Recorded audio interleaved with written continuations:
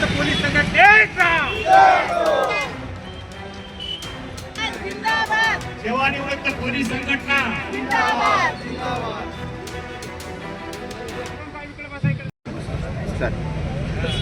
नमस्कार. आज आम्ही परभणी जिल्हा सेवानिवृत्त पोलीस संघटनेचे सर्व अधिकारी कर्मचारी या ठिकाणी धरणे आंदोलनासाठी बसलेलो आहोत. याच्या मागचा उद्देश एकच आहे की शासन आमच्या मागण्याकडे झोपलेलं नसून झोप घेण्याचं सोंग करीत आहे. पोलीस कर्मचाऱ्यांवर वारंवार अन्याय होतात.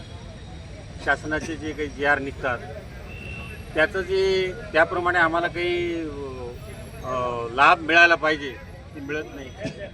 कार्यालयातील बाबू लोक त्यामध्ये काहीतरी अडथळे आणून काहीतरी वेगळ्या पद्धतीने हे करून त्याला वेगळ्या पद्धतीने फाटा देतात. ते आम्हाला मिळत नाहीत, ते मिळाले पाहिजेत. तसेच जसं विधान परिषदेमध्ये शिक्षक च्या बाबतीत विचार केला आहे, त्याचा शिक्षकांचा मतदारसंघ ठेवून त्यांना आमदार राज्यामध्ये निर्मिती केलेली आहे. तसंच आमच्या पोलिसांमधूनही आमच्या जे काही मागण्या आहेत त्या मांडण्याकरता सोपस्कर व्हावं म्हणून आमच्या पोलिसांचा मधूनही ज्या पद्धतीने शिक्षकांचे आमदार मराठवाडा असेल, इतर विभागीय स्तरावर असतील, तसे त्याप्रमाणे आमच्या पोलिसांमधूनही आमदार नेमले गेले पाहिजे. आणि दुसरी मागणी, आम्ही पोलीस कर्मचारी सेवेत असताना इतके परिश्रम करतो, कुठला हिवाळा नाही, पावसाळा नाही, उन्हाळा नाही. आम्ही 30-30, 40-40 वर्षे सेवा देऊन थकलेलो असतो.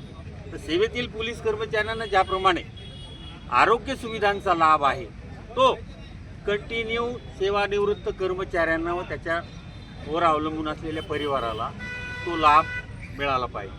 आणि आमची तिसरी मागणी की 7व्या वेतन आयोगाप्रमाणे आम्हाला दरवर्षी काही अर्जित रजा वगैरे रोखीकरण मिळतं, ते मिळत नाही.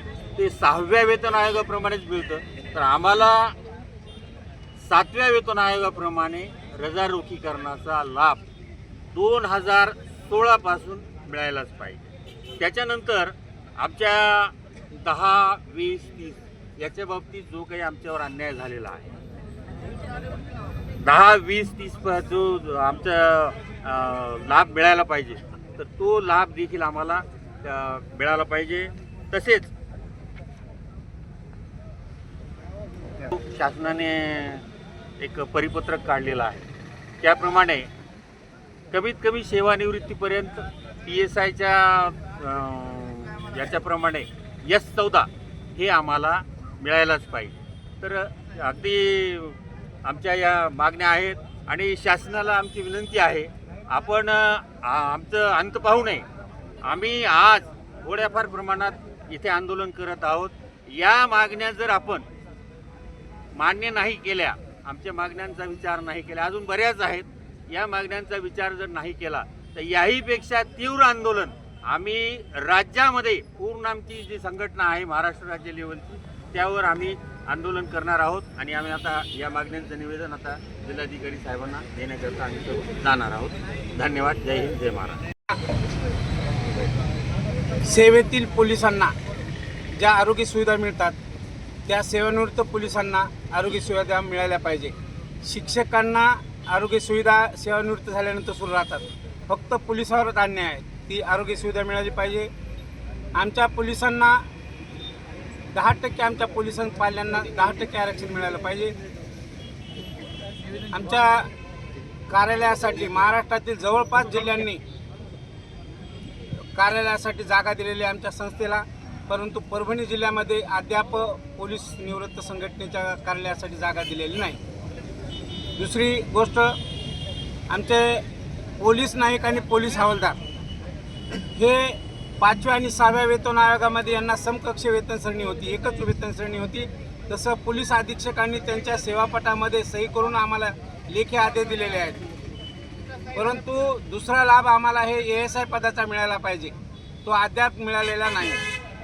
पहिली पदोन्नती हवालदार पदाचे आज 25/2/2022च्या नंतरच्या शासन निर्णयानुसार नवीन मुलांना 10 वर्षाला S9 प्रमाणे वेतन सरणी मिळते आणि आमच्या सेवानिवृत्त जे ज्येष्ठ कर्मचारी आहेत त्यांना 24 वर्षाला S9 मिळते. एवढा अन्याय, जवळपास 12 वर्षाचा अन्याय आमच्या पोलिसावर होतो. पोलीस तिथून एक असला पाहिजे.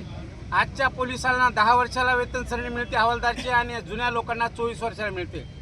ती आम्हाला 20व्या वर्षी ASI पदाची वेतन सरणी मिळालीच पाहिजे.